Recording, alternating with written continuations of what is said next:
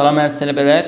Qəbul tipli sınaqlarımızın növbəti biri ilə daha qarşınızdayıq. Bu sınaqda da vacib suallar var idi. Hər biri dimin sualı idi. Bir neçəsi isə daha öncə qəbula düşmüş sual idi. İzahı sizin üçün vacibdir.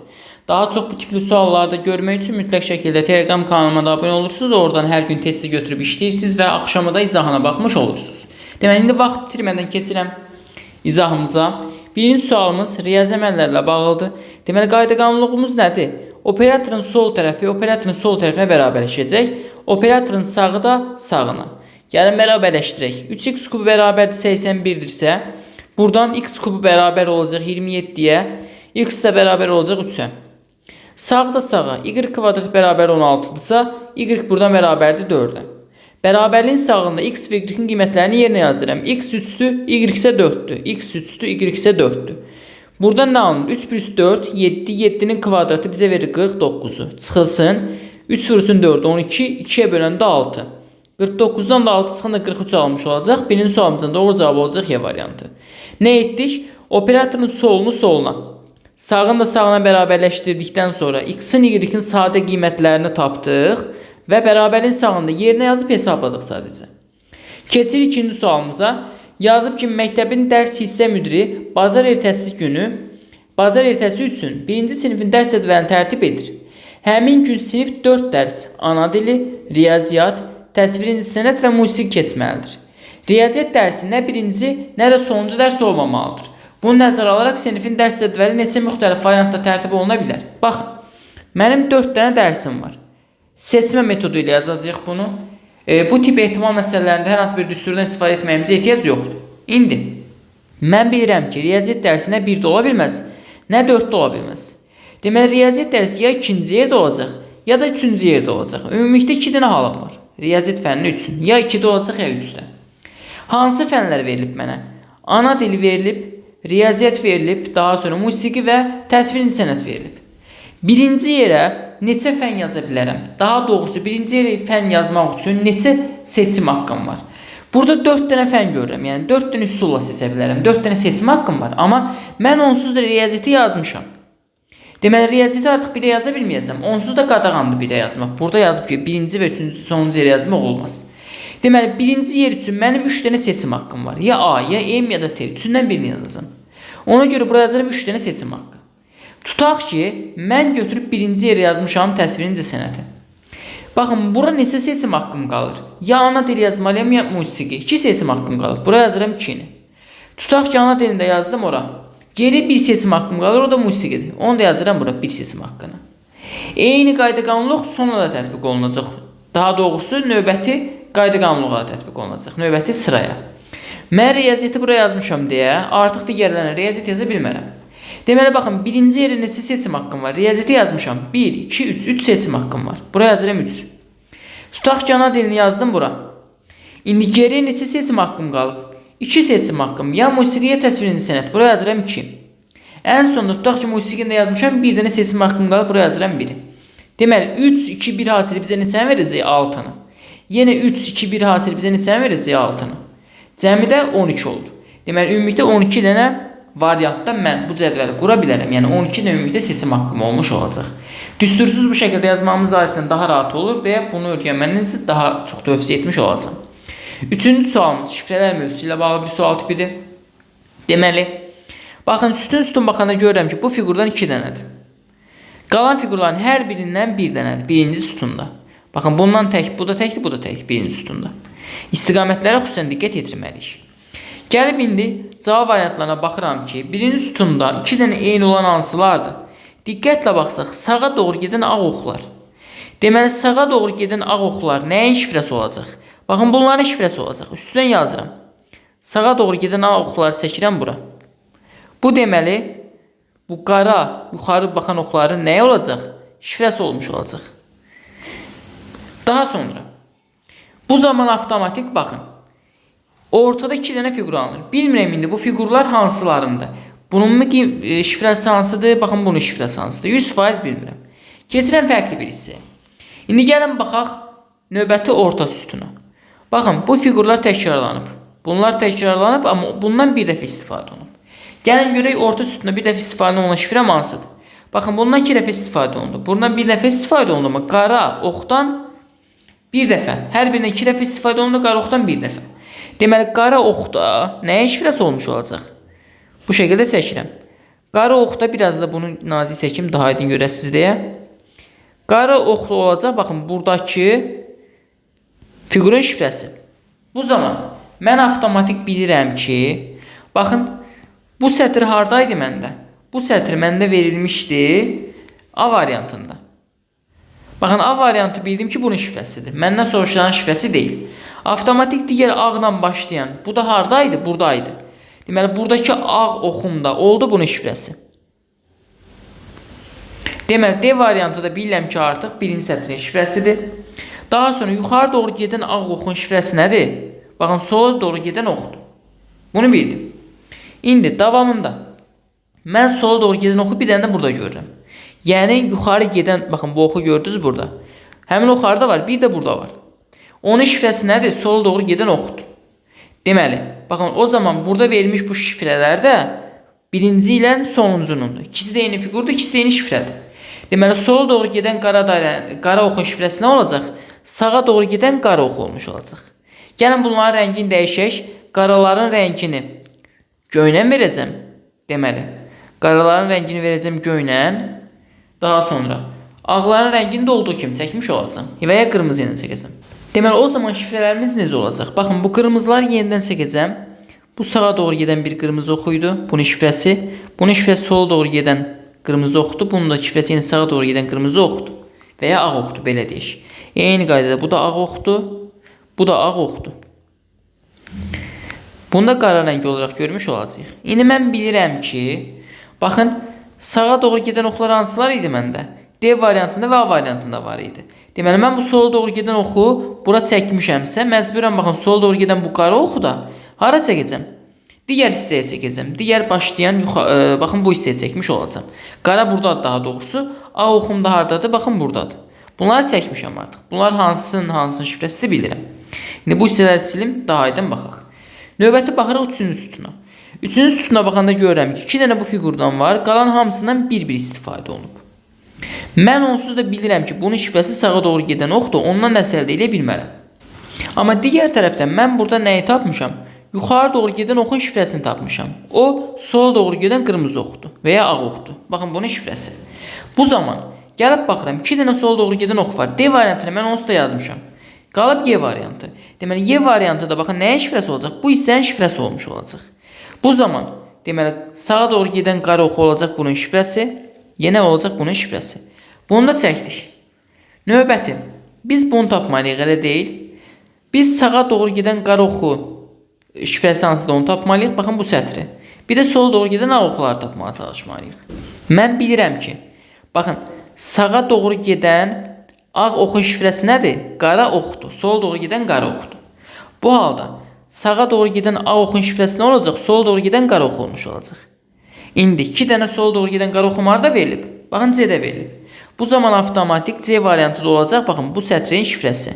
İndi bu zaman yuxarı baxan ağ oxum olacaq. Baxın, bu qara oxun şifrəsi bu vəziyyətdə. Artıq C-ni də tapdım. Deməli, C variantı da orada təyin etdiyim sətrin şifrəsidir. Bu da deyil. Əlimdə qalıb bir dənə B variantı və Y variantı. İndi diqqətlə baxın. Sağa doğru gedən qara oxun şifrəsi nə oldu? Yuxarı baxan ox oldu. Deməli, bunun şifrəsi olacaq yuxarı baxan ox. Yuxarı baxan qara oxda və ya hansı ox? Qara ox yoxsa ağ ox? Bir dənə onu dəqiq təyin edək. Qara ox yox, daha doğrusu ağ ox. Bunu biz ağ rəngdə və ya qırmızı rəngdə çəkək ki, fərqləndirə bilək. Deməli, bunun şifrəsi olacaq bu vəziyyətdə. Yuxarı doğru gedən ağ ox. Mən artıq bilirəm ki, C variantı onsuz da istifadə etmişəmsə, ortada yuxarı doğru gedən oxum hansıdır yeganə? A oxum. B variantıdır. Doğru cavabımız ona görə deməsi olacaq B variantı. Eyni fiqurlar idi, biraz çətin idi, amma birə-bir normal şifrə sualı idi. Çox da, yəni, mürəkkəb formada yanaşmağa ehtiyac yox idi. Hətta istəsəz fiqurları bir-bir hərflərlə adlandırsanız, sizin işiniz daha yaxşı olardı. Fərqli hərflərə, fərqli fiqurlara fərqli hərflər verib və ya fərqli rəqəmlər versəz, daha rahat tapa bilərdiniz. Burada fiqurları çəkmək biraz sizə çətinlik törədəcəkdi deyə daha da çətinə sala bilərdi sual sizi. 4-cü sual yenə biraz fərqli formadadır. Baxın, 4 tərəf var. Xaricdəkiləri sayacağım birinci. 1, 2, 3, 4, 5, 6, 7. 7 tərəf var. Daxildəkinin 3 tərəf var, bunun daxildəkinin 0 tərəf var. Sanki 7-dən 3 çıxıb 4 alıb. Nəyə görə? Əsas məsələ odur. Əgər daxildəki fiqur kənardakı fiqura yuxarı nöqtədən birləşərsə, yuxarı hissədən birləşərsə çıxacaq. Tərəfləri çıxacaq. 7-dən 3 çıxacaq, alacaq 4. Amma baxın bura. Kənarda 3 tərəf var, daxildə 4 tərəf var. Əgər fiqurlar aşağıdan birləşirsə, onları toplayacaq. 3 plus 4 bizə verəcək 7-ni. Baxın, gəlirik burada 9 olan hissəyə. Bu biraz mürəkkəb görünürdü.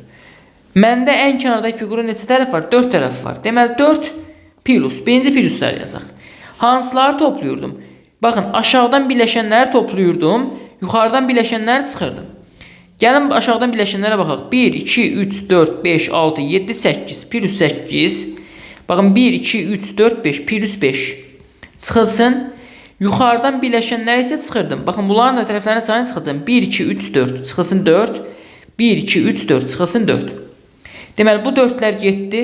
8 plus 5, 13. 13'dən də 4 çıxanda 9 alınmış olacaq.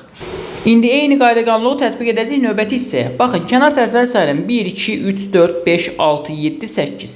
8. Birinci topladıqlarımı yazacağım. Topladıqlarım hansılar idi? Aşağıdan birləşənlər idi. 3 tərəf bunda, 0 tərəf bunda. 8 plus 100 plus 0. Və çıxdıqlarım hansılar idi? Yuxarıdan birləşənlər. 1, 2, 3, 4, 5, 6. 6 burada, 4 də burada. Çıxılsın 6, çıxılsın 4. 8 plus 3, 11. 6, 4, 10. 11'dən 10 çıxanda 1 alınacaq. Deməli, doğru cavabımız olacaq A variantı. 5-ci suala baxırıq. İndi 5-ci sualda yenə bir rebus sualı verilib. Baxın, diqqətlə baxsaq. 5 və 3-dən, eyni zamanda 4 və 2-dən sanki nə alınıb? 26 alınıb. Mərkəzdəki 26. Eyni qaydada 4, 6 və 2, 1-dən 27 alınıb. 6 və 2-dən 1 və 6-dan bir sual işarəsi almalıyıq. Birbaşa qayda qanunu o deyəcəm. Baxın, 5-dən 3 çıxır, nə alır? 2 alır, yazır bu hissəyə. 4-ün üstə 2 gəlir, 6, yazır bu hissəyə. Növbəti. Baxın, 4-dən 2 çıxır, 2 alır, yazır bu hissəyə. 6-ın üstə 1 gəlir, 7-ni yazır bu hissəyə. İndi yenə sol tərəfdəkiləri çıxacam. 6-dan 1 çıxacam, alınacaq 5, yazacam bura. Sağ tərəfdəkiləri toplayacam. 2-nin üstə 6 gələcəm, 8-i verəcək. Bu da olacaq 58. Cavabımız olacaq D variantı. 6-cı suala baxırıq. Mürəkkəb görünür, amma çox sadə bir sualdır. Baxın, 1, 4, 9, 16, 25 nə gəlir? 1-in kvadratı, 2-nin, 3-ün, 4-ün, 5-in, 6-nın kvadratı, yəni 36. B oldu 36. Daha sonra, gələk məsələn hansı hissəyə? A-nı tapmağa çalışaq. A hərfi harda verilib? Burada C var. Gəlin buna baxaq. 25, 3 artı 28, 2 artı 30. 3 artı 33, daha sonra 2 artı 35. 3 arttı, 2 arttı. İndi 3 artısa neçə olar? 40 plus 100, 43'ü vermiş olar. C olacaq 43. Növbəti. Məsələn, başqa nəyə görmək olur? A hərfi buradadır. Gəlin A'ya baxaq. 7, 8, 10 və A. 7-nin üstə 1, 8. 8-in üstə 2, 10. Baxın, 1, 2 növbətinə gəlir, 3 gəlir. 10 üstü 3, 13 olacaq. A'nın qiyməti olacaq 13. Daha sonra, gəlin baxaq D-yə. D də buradadır. 2, 5, 10, 17. 2-dən 5'ə 3 vaid. 5'dən 10'a 5 vaid artdı. 10'dan 17'yə 7 vaid. 17'dən 26'ya 9. 3, 5, 7, 9, 2, 2 geridir. Baxın, 26'dan 37, 11 vaid. 37'dən 50'yə 13 vaid. 2, 2 artırsa, növbətdən olacaq. 3, 5, 7, 9, 11, 13, indi olacaq 15. 50'də 15 vaid artıb olacaq 65. Deməli, D-nin qiyməti oldu 65. İndi bunu həll etsək. Nə alınıb burada? 65 plus 43. Bizə verəcək 108'i. Çıxılsın. 13'dən 36'nın cəmi. Baxın, mötərizənin içində idi bunlar. Bu bizə verəcək 49'u. 108'dən 49 çıxanda 58, 59'u vermiş olacaq bizə. Cavab olacaq D variantı. 7-ci sual. Baxın, aşağıdakı ədədlərin nəticə olduğunu görmək olurdu. Bunlar sanki nəticədir. Yuxarıdakılardan bunlar alınıb. Deməli, nə edəcəkdi?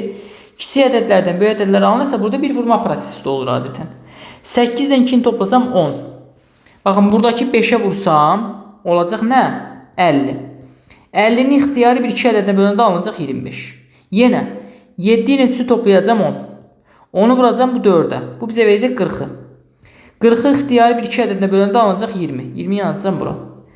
Baxın, böldüyüm 2 ədəd ixtiyari bir 2 ədəddir. Fərqi yoxdur, yəni hamısını eyni 2 ədədinə bölürəm. 7 ilə 5'i burada topladım 12. 12'ni vurdum bu 2'yə. Yəni sonuncu ədədə. Bu bizə verdi 24'ü.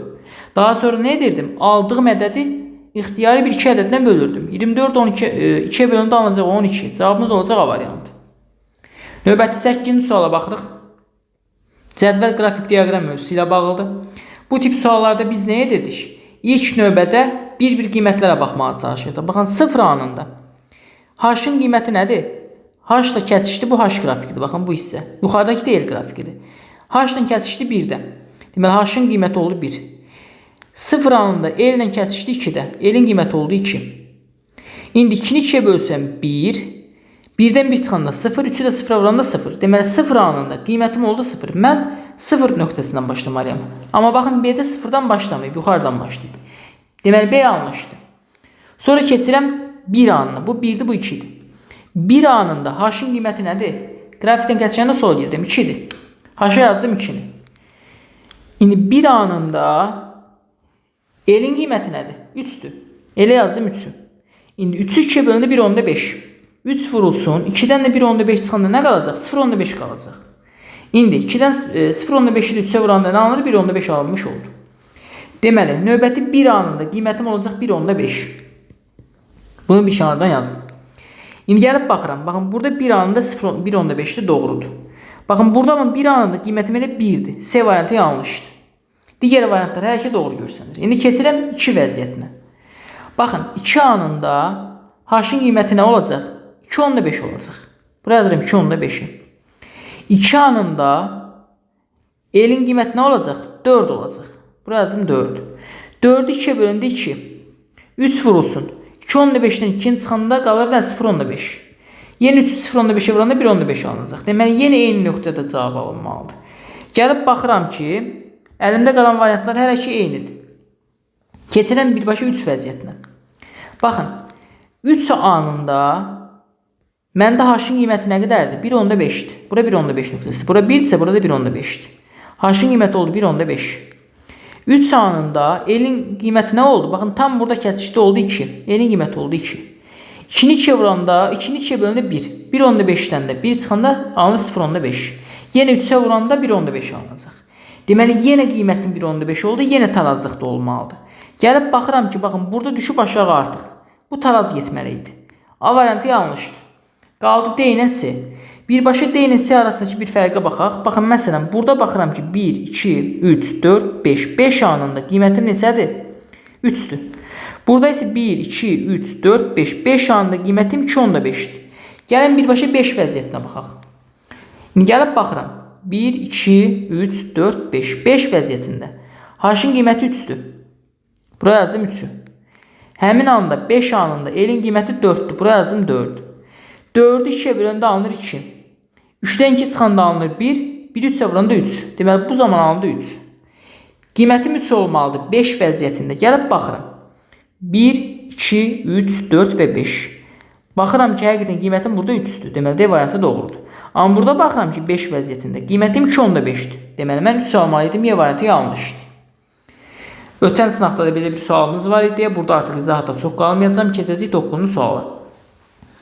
Baxın, bu tip sualları daha öncə müəyyən sınavlarda yenə işləmişik. Fiqurların sayları ilə, fiqurların tərəflərinin sayı ilə və ya ulduzların köşələrin sayını işləyəcəyik. Baxın, 1, 2, 3, 4, 5, 6, 7, 8. Burada 8'dir. Daha sonra 1, 2, 3. Burada 3'dür. 1, 2, 3, 4. Burada 4'dür. İndi diqqətlə baxmış olsaq, 8, 4 və 3 verilib mənə. 4 aşağıda olanda adətən mən bunu çıxıram.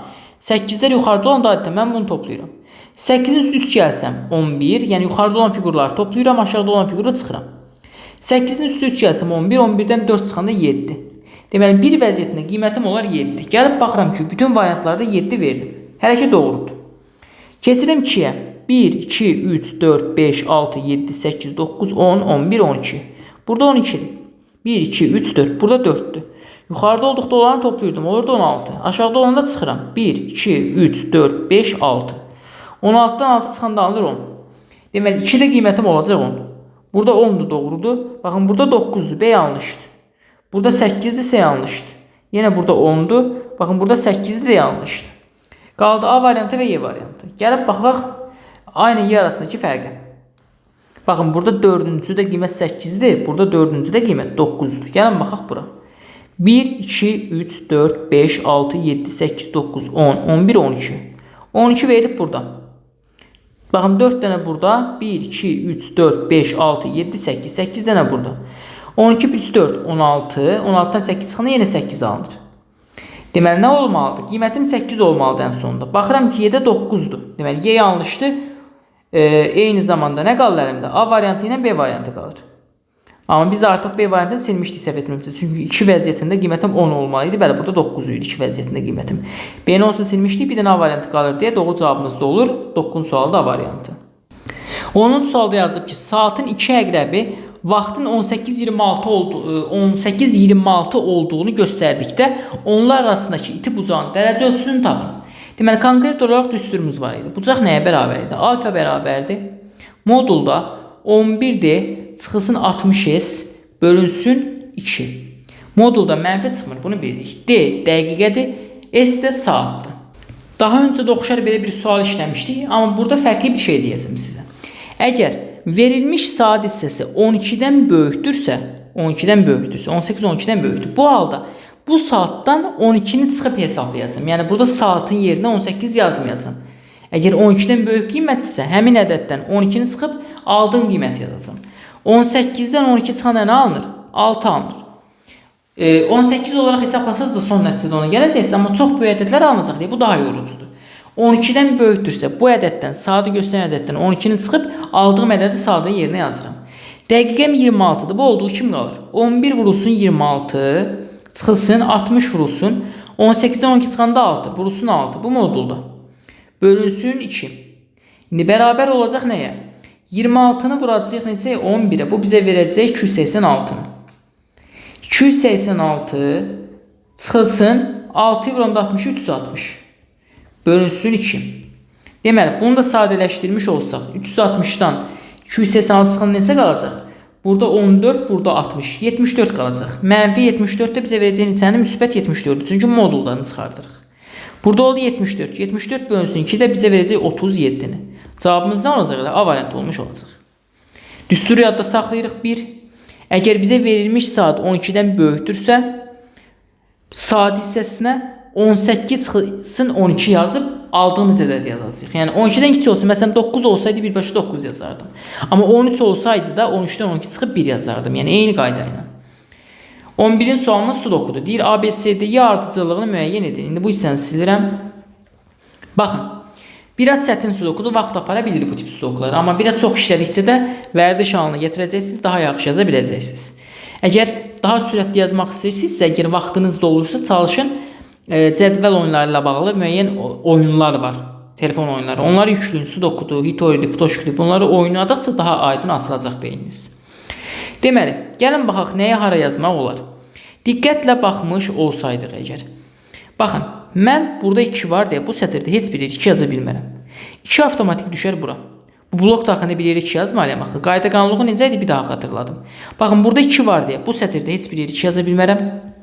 Burada 2 var deyə bu sütunda heç bir yeri 2 yaza bilmərəm. Eyni zamanda burada 2 var deyə bu blok daxilində heç bir yeri 2 yaza bilmərəm. Qalın xətlər hüdudlanmışsa blok deyəcəyik. İndi mən burada heç bir yeri 2 yaza bilmərəm, amma blok yerinə blok daxilində bir yeri 2 yazmalıyam deyə 2 avtomatik yazacağam bura. 2 3 6 1 4 5 çatışmır. Hələ ki bunlar ehtimaldır deyə yazmıram. Sadəcə bilirəm ki, məsələn, bura 5 yaza bilmərəm sütunda var, bura 1 yaza bilmərəm sütunda var, amma davamlı irəli gətirə bilməyəcəm deyə saxlamış olacağam. Daha sonra baxın bu sətirdə 2 3 4 var, 1 5 6 çatışmır. Bura 5 yaza bilmərəm, həm blokda, həm sütunda var. Bura 5 yaza bilmərəm, sütunda var. 5 avtomatik düşər bura. Deməli, 3, 2, 4, 5 yazdıq, 1 ilə 6 qaldı. Artıq onlar ehtimaldır deyə yazmayacaq. Keçib fərqli bir yerə baxacağıq. İndi baxın, bu blokun içində bir yeri 5 yazmalıyam mən. Sütunda burada 5 var deyə bunları 5 yaza bilmərəm. Burada 5 var deyə bura 5 yaza bilmərəm. 5 avtomatik düşər bu hissəyə. Bunu da tapdıq. Daha sonra 2, 5, 4 var. 1, 3, 6 çatışmır. Yenə ehtimaldır deyə o səndə saxlamış olacaq. Bu sütuna baxsaq 2, 5, 4 var. 1, 3, 6 çatışmır. Amma hələ ki dediyim kimi bu da bir ehtimaldır deyə bunu da saxlayıb yazmayacağıq. Məsələn, bu blokun içində mən bir yeri 5 yazmalıyam. Gəlin görə hara yazacağıq. Burada 5 var deyə buradan heç bir yeri 5 yaza bilmərəm. Bu getdi. Daha sonra burada 5 var deyə burada 5 yaza bilmərəm. Sətir daxilində 5 avtomatik düşəcək bura. Bunu da tapdıq. Daha sonra İndi bu sütuna baxaq görək necə çıxırmı? 5, 6, 3 var, 1, 2 və 4 çatışmır. İndi mən bura 2-ni yaza bilmərəm, bəli. Çünki həm sətirdə var, həm blok daxilində var. 2 ya buraya yazacağım, ya buraya yazacağım, ehtimalda saxlayıram. Ehtimalcısı heç bir halda birbaşa yazmağa çalışmayın. 5 də buradaydı, biz də 5-i yerinə yazaq, bir problem olmasın. Digər tərəfdən baxın, burada nə görürəm? Burada 2 olduğu üçün mən baxın bu blok daxilində burada heç bir 2 yaza bilmərəm həmin sətr üstündə. Eyni zamanda üstündə burada 2 olduğu üçün burada 2 yaza bilmərəm. 2 avtomatik hara düşəcək? 2 düşəcək bura. Əla. Yavaş-yavaş artıq müəyyən rəqəmlər tapırıq. Əsas 1, 3, 6-dan hər hansı birini bir yerə qeyd edə bilsək, davamı rahat şəkildə gəlmiş olacaq. Mən bir də buradakı blokun içində 5 yaza bilərəm artıq. Diqqətli baxmış olsaq, sütunda 5 var deyə bura 5 yaza bilmərəm. Sütunda 5 var deyə 5 bura yaza bilmərəm. 5 avtomatik düşəcək bu hissəyə. 5-i də yazdıq. İndi keçirik həmin yerə baxaq. 2, 3, 5, 6 var. 1 ilə 4 çatışmır. 1-nə 1, 1-nə 4 yazmalıyım. Hər iki ehtimalı da saxlayıram. Daha sonra fərqli bir yerə baxmış olsaq, məsələn bu sətrə baxsaq, yenə 2, 3 var, 4 var, 1, 5 var, 1-dən 6 çatışmır. Yenə bir ehtimaldır deyə bunu da saxlamış olacağıq. Hələ ki yazmayacağıq. Baxın davamında. Mən bu blokun içində bir yerə 1 yazmalıyam axı. Heç bir yerə 1 yazmamışam. Yəni ya bura 1 yazmalıyam, ya bura. Bunun hansına 1 yazıram yazım. Avtomatik sətr daxilində təkrarlanmasın deyə bunlara 1 yaza bilməyəcəm. Deməli o zaman 1 bu blok daxilində yazmalıyam bu hissəyə. 1-i ora yazdıq. 1, 2, 4, 5 var. 3 ilə 6 çatışmır. Hələ ki bu da ehtimaldır. Saxlamış olacağıq. Bu sütuna baxsaq. 1, 2 var. 5 var. 3, 4 və 6 çatışmır. 3, 4, 6-nı hara yaza bilərik? Hələ ki ehtimaldır. Bir dənə bilik ki 6-nı buraya yaza bilməyəcəyik. Bu sətrə baxsaq çıxıb artıq. 3, 2, 1, 4, 5 var. 6 avtomatik düşdü bura. 6-nı yazdıq bu hissəyə. Daha sonra fərqli bir yerə baxaq. İndi baxın. Mən məsələn bu sütunda bir yerə 1 yazmalıyam axı. Amma bu 3 xananın heç birinə 1 yaza bilmərəm. Çünki blok daxilində 1 var. Deməli bu 1 avtomatik bu sütunda düşəcək ən aşağı. Bu hissəni tamamladıq. 1, 2, 3, 5, 6 var. 4 çatışmır. 4-ü yazdıq bura. 4, 5, 1, 2 var. 3-dən 6 çatışmır. Hələ ki bunlar ehtimaldır. Bunu da saxlamış olacağıq. D-nin qiymətini tapdıq necə? 4-dür. A, B, C, D və Y. Bunu axtarırıq. D-nin qiyməti oldu 4. Bunu tapdıq. İndi fərqli bir hissəyə baxaq. Məsələn, bu sətrə baxsaq görənsə çıxır. 6, 5, 2 var. 1, 3 və 4 çatışmır. Mən bura 1 yaza bilmərəm bu sətirdə. Sütunda 1 var. Bura 1 yaza bilmərəm. Sütunda 1 var. Deməli 1 avtomatik düşəcək bu hissəyə. 1, 2, 5, 6 var. 3 ilə 4 çatışmır. Hələ ki o da bir ehtimaldır deyə saxlayacağıq. Davamında baxın bu sütuna. 2 var, 5 var, 1 var, 3, 4 və 6 çatışmır. Mən bu ikisini 6 yaza bilmərəm. Çünki blok daxilində burada 6 var. 6 avtomatik hara düşəcək? Baxın bu hissəyə düşəcək. 1, 6, 2, 5 var. 3-dən 4 çatışmır. Burada sətirdə 4 var deyə senin yerinə 4 yaza bilmərəm. Bura 3 yazacağım. 4 yazacağım bura. Senin də qiyməti oldu 3. Əla. Daha sonra artıq yavaş-yavaş bitiririk. Bu sətirdə indi 6, 4, 5, 1, 2 var. 3 avtomatik düşdü bura. İndi bu sütuna baxsaq 1, 2, 3, 5 var. 4-dən nə çatışmır? 6 çatışmır. Bura 6 yaza bilmərəm. Sətirdə var deyə 6 bura düşür, 4 bura düşür. Növbəti. Baxaq görə hara tamamlanır. Bura baxsaq 3, 5, 4 var. 1, 2 və 6 çatışmır. İndi 1, 2 və 6-nı biz hara yaza bilərik? Hara yaza bilmərik. Diqqətlə baxmış olsaq bura 1 yaza bilmərəm. Çünki blokda 1 var. Bura 1 yaza bilmərəm. Sütunda 1 var. Bunlar getdi. Bu halda 1 avtomatik bu sətir daxilində yazılacaq bura. Növbəti. 1, 3, 5, 4 var. 2 ilə 6 çatışmır. Bura 6 yaza bilmərəm. Sütunda 6 var. 2-ni yazacağım bura. 6-ni yazacağım bura. 2, 4, 5, 6 var. 1 ilə 3 çatışmır. Mən bura 1 yaza bilmərəm. Sətirdə 1 var deyə. Bura 3 yazacağım. 1 yazacağım B-nin yerinə. Deməli B-nin qiyməti oldu 1. İndi 2, 3, 6, 5 var. 1 var. 4 çatışmır. A-nın yerinə yazdım 4. Bir dənə qaldı Y. Y də buradadır. Baxın 1 var. 2 var. 4 var, 5 var, 6 var, çatışmayan 3'dür. Yeni yerinə yazdım 3'ü. Deməli cavabım 41343 olmuş oldu ardıcıllığım. Vaxt aparan suallarda amma nə qədər çox işləsək, bizim üçün bir o qədər faydası olmuş olacaq. Keçirik növbəti 12-ci suala. Yenə bir cədvəl oyundur. Bu səfər Kakuro həll edəcəyik. Kakuroda artıq qaydanın necə olduğunu bilirdik. Baxın, sətir və sütun üzrə cəmlər kənardakı ədədləri verir. Məsələn, buradakı 3 dənə ədədin cəmi, A, B, C-nin cəmi bizə verir 23'ü. Eyni qaydada C, F və E-nin cəmi bizə verir 24. Sətir və sütun üzrə yenə təkrarlanmalar olmamalıdır. Atıram özümdən. Tutaq ki, bura 5 yazmışamsa, baxın B-nin yerinə. Mən artıq C və A-ya 5 yaza bilmərəm. Y-yə və M-ə 5 yaza bilmərəm. Digərlərini yaza bilərəm. Amma sətir və sütun üzrə təkrarlanmaq olmayacaq. Eyni zamanda cəmlər dediyim kimi yuxarıdakı bu ədədə və soldakı bu ədədlərə bərabərdir.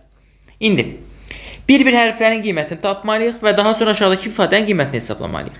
Yenə 1-dən 9-a qədər rəqəmlərdən istifadə edəcəyik. Bəzən sıfır olub olmaması məsələsinin şərtdə adətən özü verir, amma sıfırdan istifadə etməyəcək. Yəni 1-9 arası rəqəmlərdən istifadə edəcək. Baxın, hardan başlaya bilərsiniz?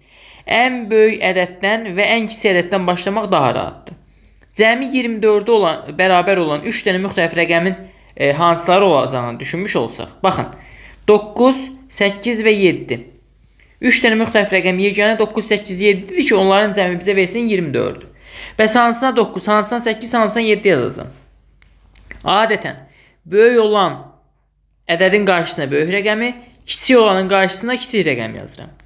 Mən baxın, gəlib cəmim onu aşmasın deyə ən kiçiyi, yəni 7-ni verəcəm bura. Əlimdə qalır 1 ilə 2. Baxın, 10 olması üçün 1 plus 2 lazımdır ki, 7 plus 1 plus 2 bizə versin neçəni 10-u. Böyük ədəd olan sütuna nə yazacağım? Böyük rəqəmi yazacağım. 2-ni yazıram bura, 1-i yazıram bura. Baxın, bu şərt deyil. Məsələn, burada 23-ün qarşısına mən 9 yazıb, 19-un qarşısına 8 yazmalıyam normal bu məntiqlə, amma burada ödəməyə də bilər. Ona görə biraz digər hissələrlə gedib tapmağa çalışacağıq. Hələ ki ödədir, bir problem yoxdur. İndi 10 yenə nələrin cəmi oldu? 7 1 2-nin cəmidir, amma başqa cəmlərdən də yaratmaq olar. Məsələn, 6 3 1-dən də yaratmaq olar deyə hələ ki saxlayırıq.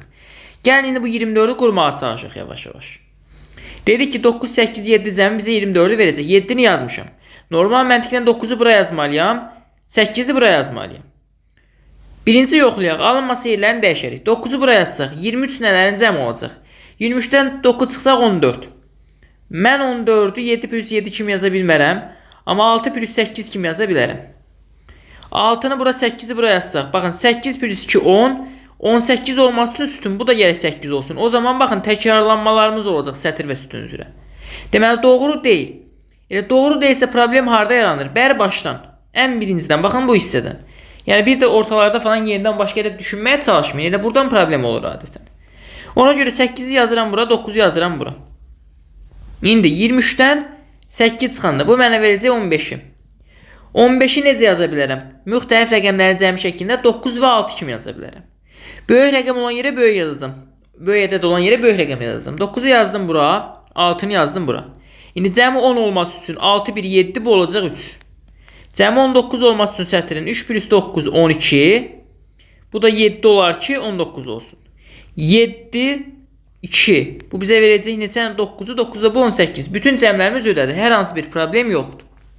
Sətir və sütun üzrə bütün cəmlərimiz ödəyir və təkrarlanmalarımız da yoxdur deyə sual cevablaya bilərik. Deməli, B-nin qiymətini 9 tapdıq.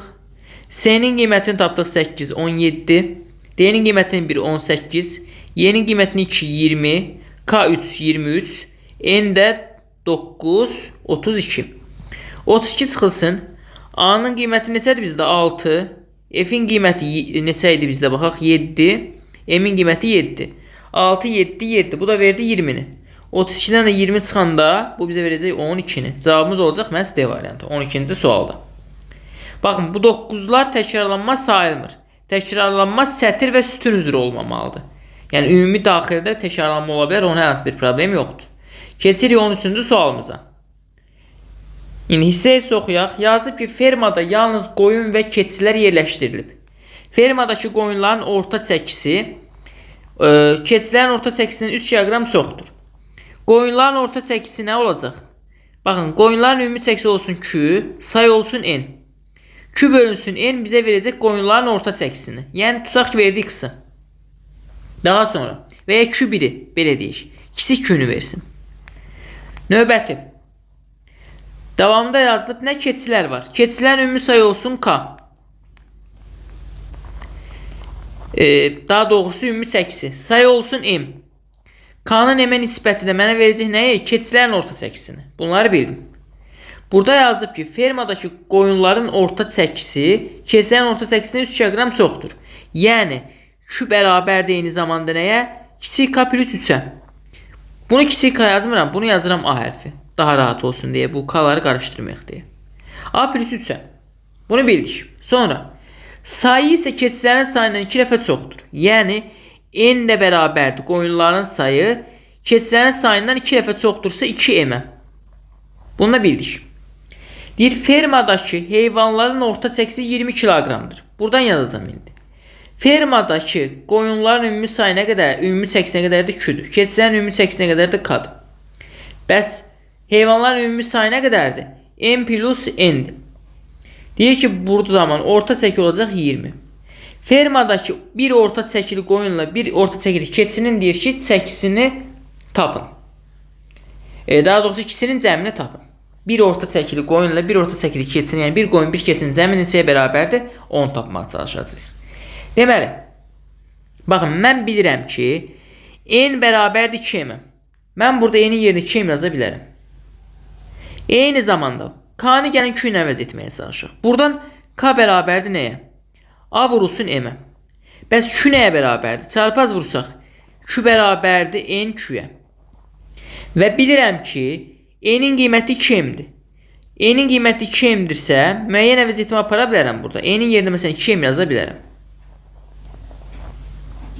Kiçik q-nün qiyməti də a plus 3'dür. Deməli, bu q-nün də yerinə a plus 3 yazacağım. Siləcəm, yerinə yazacağım, vurulsun a plus 3. Bunu sadələşdirsək, qoyunların ümumi çəkisi bərabər olacaq nəyə? 2ma plus 6m. Bu olacaq qoyunların bütöv çəkisi. Baxın, gətirib buradan yazıram. Qoyunların bütöv çəkisi nə qədər oldu? 2ma plus 6m. Keçilərin ümumi çəkisi nə qədərdir? AM-dir sadəcə. AM. Növbəti. Kəsirin məxrəci nədir? M plus 2m, yəni 3m. Bərabər olur 20-yə. İndi bunu daha da sadələşdirmək üçün bu hissəni silirəm. İndi baxın. Kəsirin sürətindən m-i ortaq məxrəc kimi çıxardıram kənara. Nə alınacaq bu zaman? M-i çıxarsam 2a plus 6 plus a bölünsün. Kəsirin məxrəci 3m-dir. 3m bərabərdir 20-yə. Daha artıq bu hissəni silirəm, ehtiyac yoxdur. Buradakı m-lər ixtisar gedəcək. Nə alınacaq? 2a plus a 3a. 3a plus 6 bölünsün 3 bərabərdir 20-yə. İndi kəsiri 3'ə bölmüş olsaq buradan nə alınacaq? 3a'nı 3'ə bölündə alınacaq a. 6'nı 3'ə bölündə alınacaq 2. A bölünsün 2 bərabər olacaq 20-yə. Buradan a bərabər olacaq 18-ə. A bizdə nə idi? Keçilərin orta çəkisi idi. Sualda da məndən nə istəyirdi? Bir orta çəkili qoyunla bir orta çəkili keçinin cəmini istəyirdi. Mən bir keçilərin daha doğrusu orta çəkisini nə tapdım? 18 tapdım. Bu elə deməkdir ki, orta çəkili keçi deyəndə, yəni onların ümumi yəni orta qiymətini nəzərdə tutur. Yəni 18 kiloqramlığı nəzərdə tutur. Deməli, bu hissə oldu 18. İndi tapmalıyıq nəyi? Bir orta çəkili qoyunu. Deməli, onun üçün nə edəcəyik? Bu hissələri silim artıq. Gəlib baxaq görək orta çəkili qoyunu biz necə hesablaya bilərik? Baxın, qoyunların ümumi çəkisi budur. Sayı budur, orta çəki də budur. Yəni, q bölünsün n bərabərdir kiçik q-yə. Amma heç buna irəli getməyə ehtiyac da yoxdur. Burada 11 yazmışdıq ifadənin birini. Əslində, baxın, buradan istifadə edəcəyik. Deməli, qoyunların orta çəkisi kiçik q idi. Keçilərin orta çəkisi a idi. Plus, yəni, qoyunların orta çəkisi keçilərin orta çəkisindən 3 vahid böyük idi. 3 kiloqram artıq idi. Mən a-nı 18 olaraq tapmışam. Gətirib yerinə yazıram 18. 18 plus 3-də bizə verir 21. Deməli, qoyunların orta çəkisi oldu 21. 21 o 18 cəmdə bizə 39 verəcək, cavabımız olacaq C. Və keçəcək 14-cü suala. Deməli, 14-cü sualımız yenə o əməllərlə bağlı bir sual tipidir. Diqqətlə baxaq. 11, 7, 14, 8, 21, 11, 17, 6 hamısında sol sağdan böyükdür. Bundan nəsə əldə etmək olar və ya başqa bir qayda qanuqda axtara bilərik. Elə birinci bu gördüyümüz ipucunu yoxlamış olsaq, 11-dən 7 çıxanda nə alınır? 4. 4-dən 8-ə gəlməyən bir çox yolu ola bilər deyə digər sətirə də baxıram. 14-dən 8 çıxanda alınır 6. 6-dan 10-a gələcəm. 21-dən 11 çıxanda alınır 10. 10-dan 14-ə gələcəm. Baxın, hamısında nə etmişəm? 4-ün üstə 4 gəlmişəm 8. 6-ın üstə 4 gəlmişəm 10. 10-un üstə 4 gəlmişəm 14. Deməli, sadəcə soldan sağa çıxıram. 17-dən 6-nı çıxıram, verir mənə 11-i. 11-in üstə 4 gələndə mənə verəcək neçə? 15-i. Çünki hamısında 4 gəlirdi. Cavabımız olacaq Y variantı. 15-ci sual. Şəkildəki hər biri bir bağ vasitəsilə bir-birinə bağlanmış nəsə müəyyən bir fiqur verilib. Artıq oxumayacağam. Çünki bilirik sualın mahiyyətini. Deməli, nəyə fikir verəcəyik burada? Baxın. İlk növbədə nə olsun dedi ki, kodları yazmalıyıq. Kodlar hər fiqurdan çıxan xətlərin sayıdır. P-dən 2 xət çıxıb. I-dən 4, K-dan 2, R-dən 4, F-dən 3, V-dən 5, G-dən 4, H-dan 4, U-dan 4. O hərfindən 5, L-dən 3, Y-dən 2. Eyni qaydada bunu aşağıda da yazırıq. 5, 4, 4, yenə 5, 4, 4'dür, yenə 4'dür, 2'dir, 2'dir, yenə bunlar, bu 3'dür, 2'dir, bu da 3'dür. Bunları yazdık. Daha sonra, baxın 3 xətlilərin sayı azdır, sonra 2 xətlilərin ümumi xətlinin sayı azdır deyə onlardan başlamaq daha məqsəd uyğundur. Gəlin birinci 2 xətlilərin koordinatlarına baxaq. P-dən yolum gedib O-ya 5 xətti var. P-dən yolum gedib I-yə 4 xətti var. Bunun koordinatı oldu 5, 4. Məsələn, K-nın koordinatı. K-dan yolum gedib R-yə 4 xətti var. K-dan yolum gəlib I-yə, I-nin yanına yazmışam 4 xətti var. Koordinat oldu 4, 4. Bir dənə də ikilimiz burada aşağıdadır. Y-nin koordinatı. Y-dən gedib elə 3 xətti var. Y-dən gedib G-yə 4 xətti var. Baxın, üçü də bir-birindən fərqlənir. Koordinatı 3, 4 olan bizdə hansıdır? Diqqətlə baxmış olsa, koordinatı 3, 4 olan budur. Baxın, gəlib 3 xətti ilə birləşib, gəlib 4 xətti ilə birləşib. Deməli, bu olacaq Y hərfi. Yeni tapdıq. Y-dən yolum gedib elə, L-in 3 xətti var. Y-dən yolum gəlir 3 xətli elə. Baxın, L yazdım bura. 3 xətti var. L tapdım. Y-nin digər yolu G-dir. Baxın, 4 xətti var. Y-nin digər yolu G-dir. Baxın, 4 xətti var. Deməli, X-in qiyməti oldu nə? G. X bərabərdir G-ni yazırıq bir kənardan. Daha sonra. Növbəti başqa nələrə baxa bilərik? Digər ikilikləri də artıq tapmışıq. Məsələn, koordinatı 5, 4 olan. Həm 5-ə, həm də 4-lüyə birləşən hansıdır? Diqqətlə baxmış olsaq, baxın bu ikiliyimizdir. Buradan 5-liyə, buradan 4-lüyə birləşib. Deməli, bu P-dir. P-ni tapdıq. P-dən yolum gelib 4 xətli I-yə. P-dən yolum gəlir 4 xətli I-yə. Bu oldu I. P-dən digər yolum gedir 5 xətli nəyə? O hərfinə. Bu oldu O. Daha sonra bir dənə əlimdə ikilik qalıb. O da hansıdır? Deməli, mən tapdım Y-ni, mən tapdım digər ikiliklərdən. Bir dənə qalıb əlimdə K. P-ni də tapmışam. Deməli, avtomatik geridə qalan ikilik də bu da olur K. K-dan yolumun biri gedir I-yə, biri də gedir 4 xətliyə. Baxın, K, I yolunu tapmışam. Bir dənə qalıb K ilə R-in yolu. R də oldu burada. Davamı daha rahatdır. Baxın, mən I ilə K-nın yolunu tapmışam. I ilə P-nin yolunu tapmışam. I ilə onun yolunu tapmışam. Bir dənə I ilə qalıb nə? Y-in yolu. Bir dənə buranı tapmamışam. Gəlib baxıram. I hərfindən K-nı silmişəm. I, P-ni silmişəm. I ilə onu silmişəm. Qalıb nə? I ilə U hərfi. Deməli, bu da olacaq U hərfi. Y də oldu U. Gəlib uyğunlaşdıracağıq.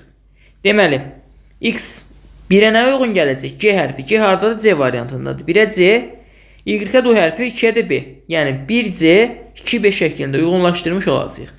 Və keçirik növbəti sualımıza. O da haradadır? 1C, 2B. O da bizə verilib Y variantında. Deməli, növbəti sualımız 16-cı sual. Yenə şifrələrlə bağlasan bir sualdır. Bilirik ki, burada verilmiş rəqəmlər necə yerin dəyişibsə, şifrələr də o qaydada dəyişməlidir. Qəbul sualdır. Birbaşa ipucunu göstərəcəm rahat yaza bilmək üçün. Baxın, buradakı 64. Gəlib burada sonda və ayrılmayıblar. Eyni 64 burada gəlib ortada ayrılmayıblar. Deməli, mənim ikinci və üçüncü hərfim gəldi burada. FH. Gəlməli idi sonda. Necə ki, burada ikinci, üçüncü rəqəm sona keçmişdi. Burada da sona keçməli idi. Ada keçməyib. Buradakı ikinci, üçüncü hərflərimiz G və F'dir. Keçməlidir, sona keçdi.